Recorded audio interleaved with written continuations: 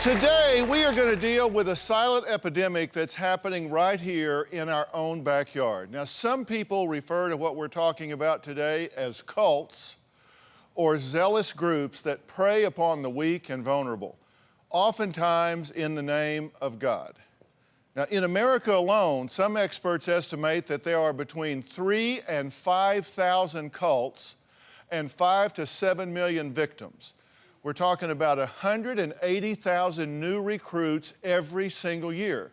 Now, we have guests here today with warnings for you and for your children. These guests today say they've lived through what they call false promises and severe manipulation, and they say it could happen to someone you love if you're not aware of the dangers.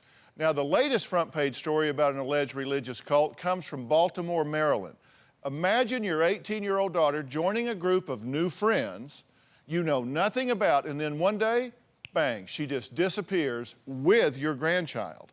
Now, Sita says that's exactly what happened to her. She says her daughter, Rhea, joined a religious group called One Mind Ministries 2 years ago. She left home with her 7-month-old son, Javon, and never returned. Sita says they brainwashed her daughter, destroyed her promising future of becoming an attorney.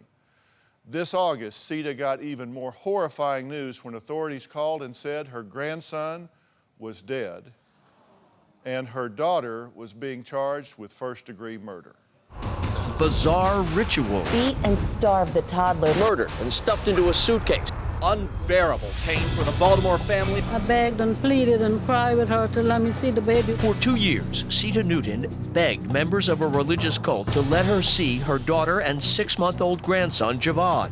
They refused. And Monday, the baby's body was found murdered, she believes, at a cult ceremony. Investigators say the boy was starved for 2 days at the urging of Queen Antoinette, the leader of Baltimore-based One Mind Ministries, because he wouldn't say amen after meals. Members referring to themselves as king, queen, and prince brainwashed her daughter, keeping mom and baby virtual prisoners. And she beat him.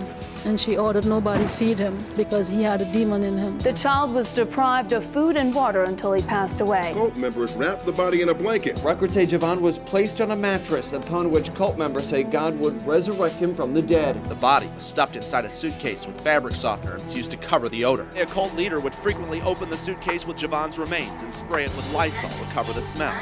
I cannot blame my daughter for what happened. She now believes her daughter is also a victim in this case. Once you get in there, you become their slave. Several other cult members face charges including conspiracy to commit murder and child abuse. Now his young mother will face murder charges.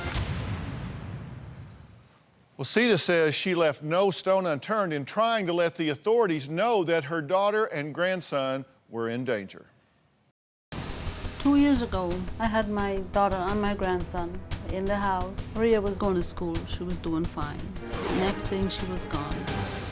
Rhea was very, very religious. She was so hungry to be with God. This religious group was trying to recruit my daughter. Rhea asked me if I can take her to her friend's house because they had promised to babysit for her while she go to school. I hesitated because I didn't know these people. Later on that day, I called her. She never answered the phone. A couple times we went by the house, knocked on the door, they chased us away. They said she can't come outside. I even begged them to let me see the baby. I knew my daughter was brainwashed. There's no question about that. I called the police department, social services, congressman's office, the FBI. I wrote to the city mayor. I even filed court papers to get custody of the baby. I complained about the child's welfare, his health. He wasn't seeing the doctors. He wasn't eating right. I was scared for his safety and also my daughter's safety. I feel like I was just hitting my head against the wall. And this baby, Javon, and my daughter, Rhea, was just slipping away. This past February, I found out that Javon was dead. Social services failed really bad. Sometimes I feel it's my fault. Sometimes I feel I didn't do enough to keep Javon close. Never see his first tooth, never see him crawl, never hear his first word. And that haunts me, that I could have saved him. Well, Sita, that's very difficult to watch, isn't it? Tell me what your thinking is when you watch that.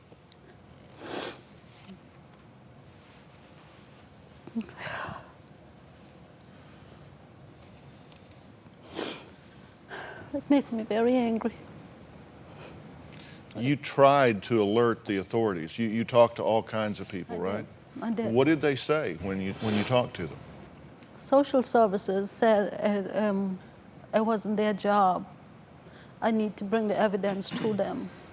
Well, joining us also is Rhea's attorney, Steve Silverman, and Rhea's older brother, Sheldon. Now, at this point, Rhea is in jail, Steve, correct? That's correct. Charged with first-degree murder? First-degree murder and child abuse. Okay. Are there other members of this organization imprisoned as well? There are 4 other members that they have charged with first-degree murder, 3 of which are currently being held without bail. The child evidently died about a year ago, and once the body was found in Philadelphia in the suitcase, that is when charges were brought against my client, the mother, and the cult members. Okay, so you represent Rhea as her criminal defense attorney in the face of this first-degree murder charge. That's correct. Okay, and your defense is that she was brainwashed? There's no question she was brainwashed. She loved her child. That is one of the reasons why she left the home, because she wanted, in her mind, to have an opportunity to be with her child 24 hours a day, 7 days a week. What you have is a 18-year-old girl, a very gullible, naive young lady who has the deepest religious convictions and commitment of anyone I've ever met in my life. And she was brought into this situation by people literally twice her age. The woman who ran this cult, her name is Queen Antoinette, and she convinced Rhea that she was an apostle of God, that she spoke with God on a daily basis, that God is with her in their house and giving her orders, and Rhea bought this program hook, line, and sinker. This starvation issue didn't occur until months and months and months of programming, until finally one day Queen Antoinette was convinced that the young child was possessed, and convinced Rhea that this child needs to literally be exorcised from the devil. Okay, so y'all's position is that she never had the capacity to say, wait a minute, you people killed my baby, I'm calling the cops. At no time in there was there ever a flash of rationality, a flash of reality, a flash of self-control to say, wait a minute, you've killed my child. The reason why that wasn't the case is they brought the child in a suitcase with them to Philadelphia, and for months and months and months, for one reason and one reason only, and that's because Queen Antoinette told Rhea that the child was going to be resurrected. I think that speaks volumes for her irrational commitment to this cult and following exactly what the leader said. Today we're talking about one of the silent epidemics in America, what some call cults. Thousands of these organizations, cults or groups, are right here in the United States. Now, the House of Yahweh is a mysterious religious group based out of Abilene, Texas. Some say it is a cross between Judaism and Christianity. Their leader, Israel Buffalo Bill Hawkins, made headlines in February this year when he was charged with bigamy and breaking child labor laws. Now, it was alleged that he has 30 wives. 15 miles east of Abilene is a secluded sect closed off by barbed wire. It's the House of Yahweh, a church based on Old Testament doctrines where traditions urge members to change their last name to Hawkins, just like their leader, Israel. May the peace of Yahweh be with each and every one of you. Since founding his church in 1980, Hawkins has consistently preached that nuclear war is imminent. To prepare, his followers stockpile food and supplies in these trailers. The leader also tells followers that extramarital sex is a sin. Don't lust, don't commit fornication, don't commit adultery. But some question whether he practices what he preaches. We believe they violated the law. and that we can prove that. Shane Deal is a district attorney investigating the House of Yahweh. He has filed charges against several church members, including Israel Hawkins and his second-in-command, Yedidia Hawkins. Israel is accused of promoting bigamy, Yedidia with molesting a young girl. You know, they arrested the Savior, too, and put him in chains and drug him off. This affidavit may shed light on illegal activities going on within the sex compound. In the complaint, a woman identified only as Jane Doe number 37 swears she is one of Israel Hawkins' 30 to 35 wives. We look forward to having a chance to defend those charges before a jury. Israel Hawkins is due in court this fall. Well, Norman is a college-educated husband, father, and computer engineer. He says that he was lured into joining the House of Yahweh because of his strong desire to be part of a group. My family and I were part of what I consider to be a cult. If you're not part of Yahweh's laws, Yahweh says you have no right to live, period. I was always a truth seeker, and I've always wanted to be a member of a group. When the House of Yahweh came along, it seemed like a pretty nice fit. I felt like I belonged because everyone treated me like I was special. Everyone, praise Yahweh. I really didn't want to miss out on the prize. The prize that was given, that was told to us, was that we would be part of the ruling family. I think I was extremely gullible. I fell for this hook, line, and sinker. I feel as though I've been raped and it's my own fault. Really bad. I believe the House of Yahweh is a cult that is very dangerous. Well, Norman's wife, Alicia, says she was doing what any good wife would do, standing by her man. When Norman and I first got together, I was 16 years old. There was a young man there closer to my age that I had a short, very brief affair with. After my affair, Norman and I came to an agreement that my body belonged to him, and if he wanted it, I would never tell him no. I wasn't allowed. It was a part of control, a part of the beginnings of the control that eventually led us to House of Yahweh. My wife enjoyed being a member. I knew for a fact she enjoyed it. Being in the House of Yahweh was part heaven and part hell for me. The control that this religion had over the women in their congregation was very mind-boggling. Anything that you did outside of the home, you had to have permission from your husband, your head, your ruler. If he disagreed or didn't want you to, you couldn't do it. I had to ask permission to go to the restroom. I felt very resentful about the whole situation and would do things just to spite him. I believe people who are borderline abusive enjoy this place because it justifies the abuse that they themselves deal out. I gave up self-esteem, self-respect, self-rights. I gave up a lot because I wanted to be with Norman wherever he chose to be. Well, Norman and Alicia were living near the House of Yahweh's compound with their 7 children. The members were all preparing for the end of the world because that's what their leader, Israel Hawkins, preached. What is about to take place right now is a third of man is going to be killed over a fourth part of the earth. He used fear as his main controlling force, and he used scripture to prove that things were going to take place. We were told to stock up our food because there was a nuclear war going to take place on September 12, 2006. We actually started storing food long before that. Israel Hawkins knew in 1997 that it was the end. He also knew in 2001 that it was the end. He knew in 2002 it was the end. We were told to stockpile food, to get safe rooms, to get gas masks and chem suits. This is so that the radiation does not go into your thyroid so that you can survive the fallout. The purpose of this was fear and intimidation. If you didn't have a safe room, you're guilty of sin. Well, Norman's safe room was ready to go, but then came a demand he could not obey. Norman felt it was time to finally leave. Here's why. When Hawkins started teaching multiple marriages, that's when everything started to change. You could see it in the men, especially the elders. They all started acting like dogs in heat. I would say Israel Hawkins has 25 to 30 wives. One of those things being that I needed to accept my husband if he decided he could have another wife. When they said this, I told them it was a really hard thing to swallow, but I'd work on it. In the back of my head, there was no way. I knew better. Would you want to share me? About as bad as you'd want to share me. I wouldn't want to. He said that you had to have your children ready to start marriage training at the age of 12. When my girls turned around 6 and 7 and 8 years old, the men started asking me and telling me how righteous my girls are, and boy, they're gonna make nice wives. I knew I was not going to allow an old man to take my daughter. It was shortly after that Israel Hawkins made himself king. He's Messiah, he's ruler, he's priest. He actually elevated himself above Jesus. He said, "You're all my children." He said, "Your children are all my children." He took ownership of our children from the podium. Oh, I was against that. As soon as Hawkins made himself king, I knew there was a problem. That's when we decided to go.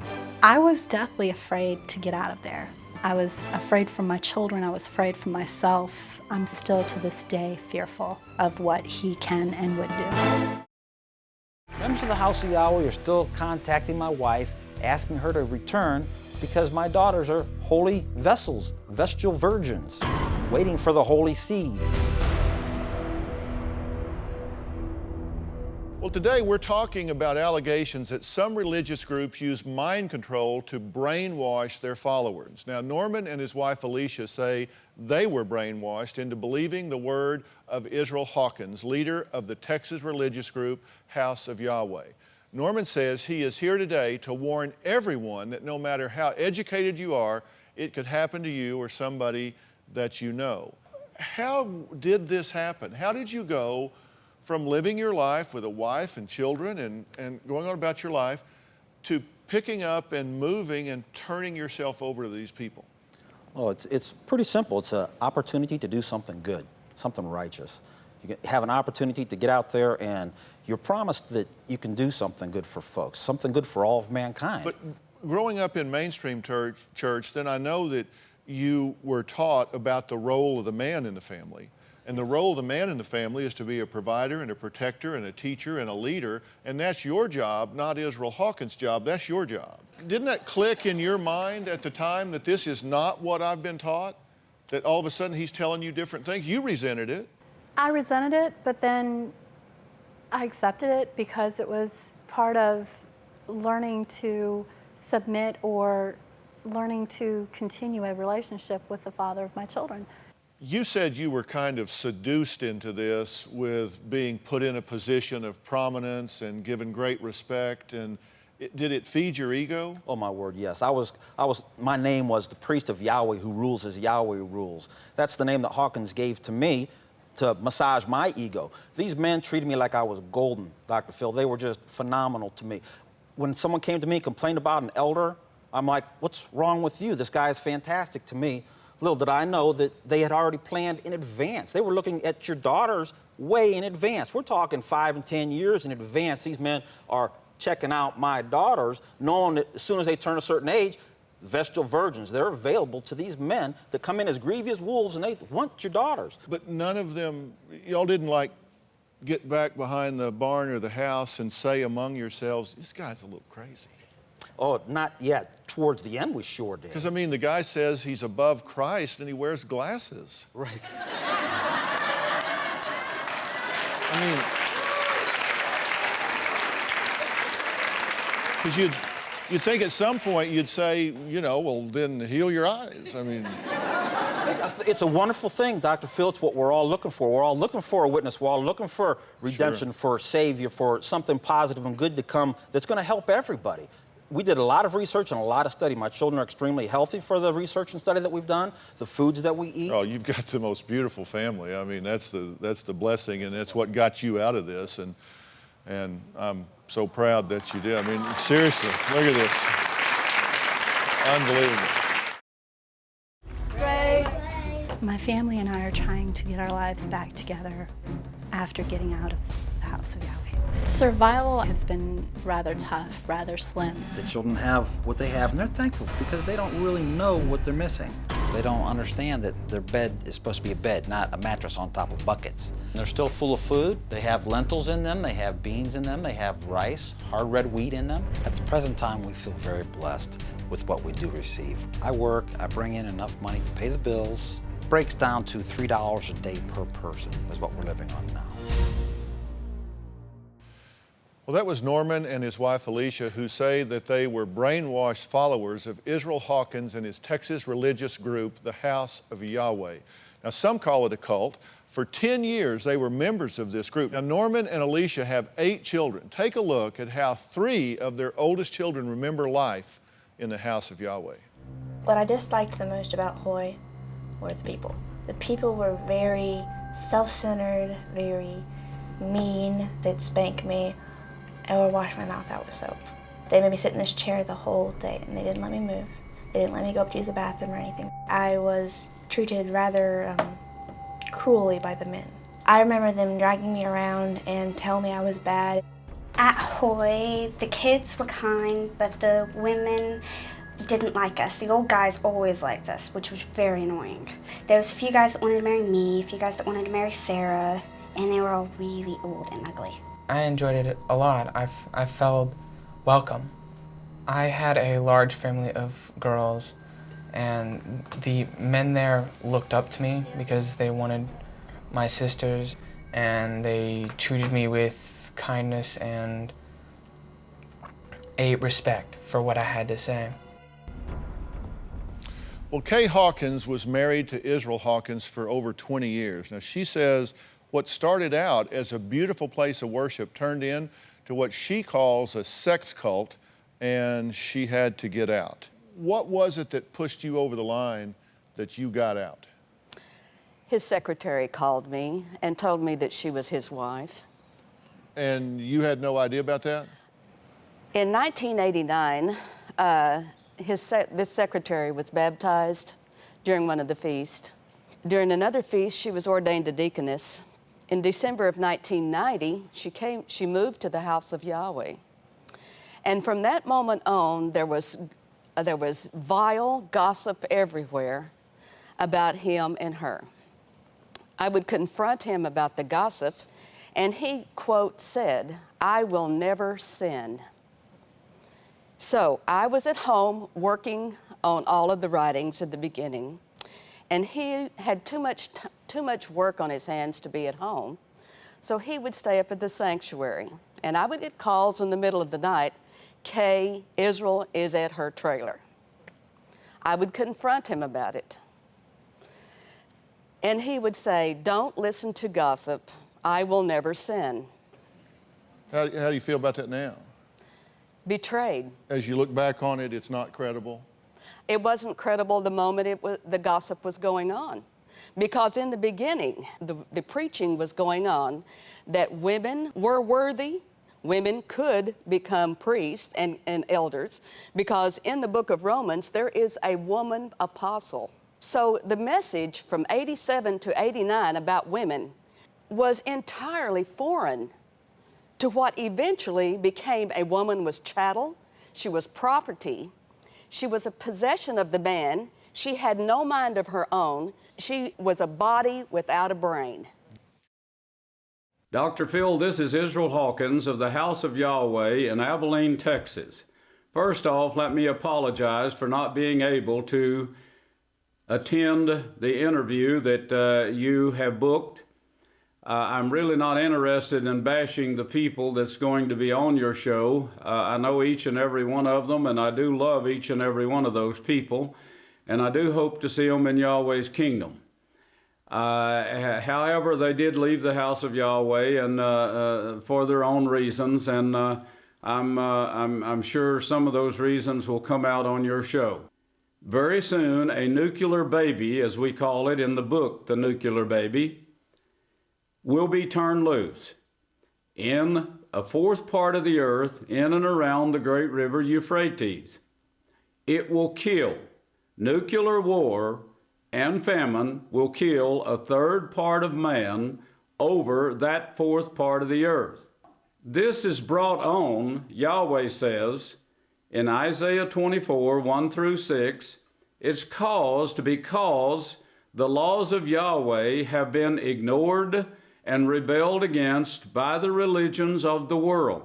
I appreciate it very much that you played this prophecy on your show. Soon you will see it come to pass. Thank you, in the name of Yahweh.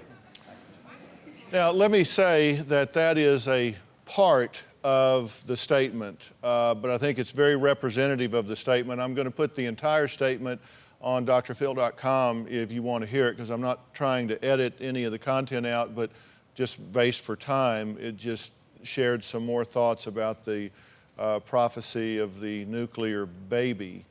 The nuclear baby that is going to be unleashed soon. But I'll let you, and I'm not trying to color that in any way, I'll let you hear it for yourself on DrPhil.com. You wanted to respond in some way? It's the same message. You know, if someone says, you know, mom's going to die, and then a year later, you know, mom's going to die, and then, you know, another year later, you know, mom's going to die, and then another year later, mom, and then finally mom dies, like, I told you mom was going to die. That's what he pulls. Rick Ross is a cult interventionist. Now, he's been researching cults for 26 years. He says he's helped more than 400 people transition out of this very consuming situation. What's your take on the House of Yahweh? Well, I've received a lot of complaints about it that would line up with what Norm has said and what others have said. I regard it, in my opinion, as a destructive cult, and I've testified in court against the group to get children out of harm's way. And I've seen the marriage manual to train young girls to be wives. This is a totalitarian group. Whatever Israel Hawkins says is right, and whatever he says is wrong is wrong. There's no accountability. There's no democratic church government. And once you become submerged and isolated within their compound and cut off from your family, you have nothing to rely upon except what they tell you the truth is, as seen through their eyes. So they twist the scriptures, which of course warn us about false prophets, false teachers. And boy, I think that Israel Hawkins is a false prophet, unless you consider prophet as P-R-O-F-I-T. If you look at it, if you look at it from that standpoint, he's a multimillionaire, and while his followers live in abject poverty in trailers, wondering where their next meal might come from, he's got a couple of big houses that he rambles around in. You know, and people wonder, because, you know, we've talked about this, people wonder, and I know people are at home saying, how in the world could you ever sell that to somebody? And, you know, we've talked about 4 different things that you say are so important in mind control. And number 1 is to control their environment, right?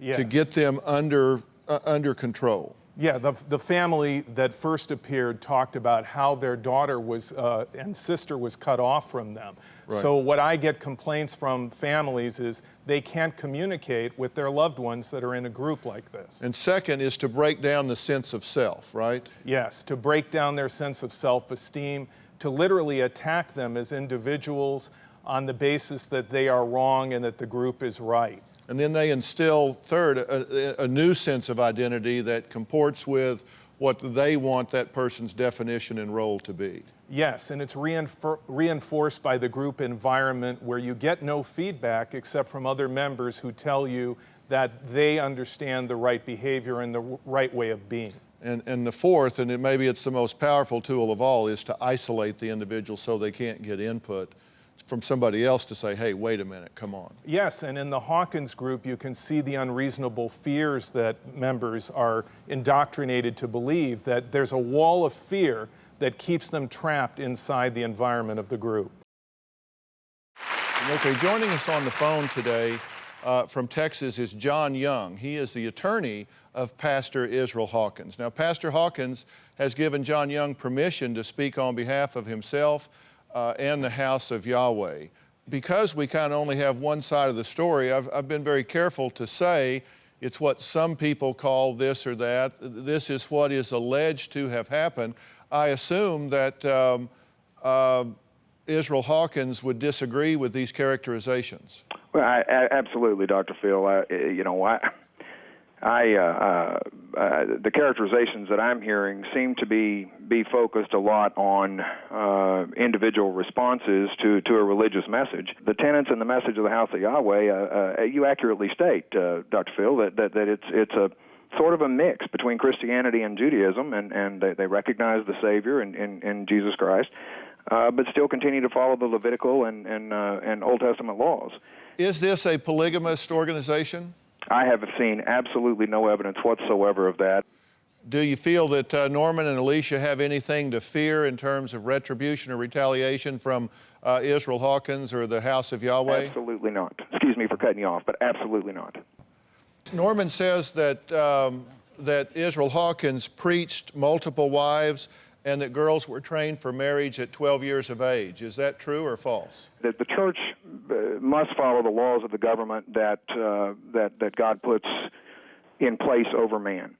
I think that Pastor Hawkins would tell you that the scriptures themselves do not strictly prohibit as sinfulness multiple marriages, but the laws of man do, and therefore the House of Yahweh prohibits multiple marriages.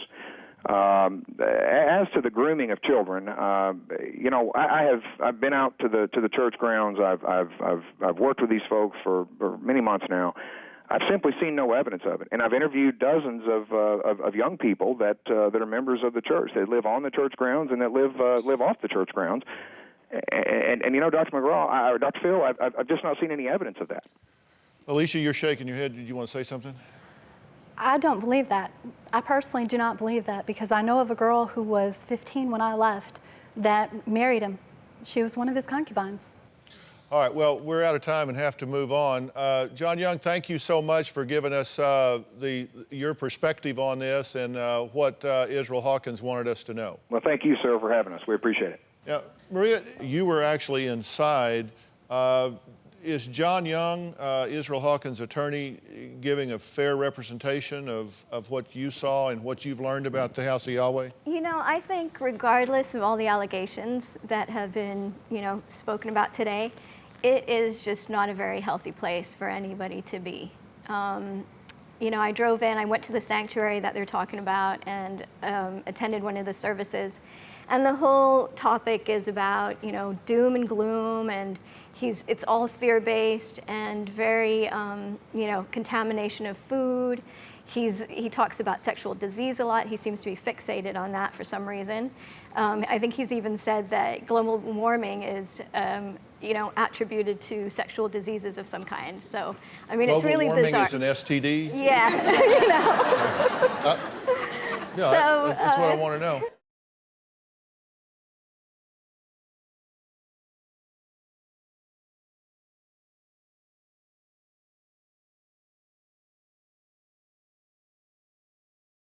Do you have a story or a question for me? Click the link in the description and tell me what in the world is going on.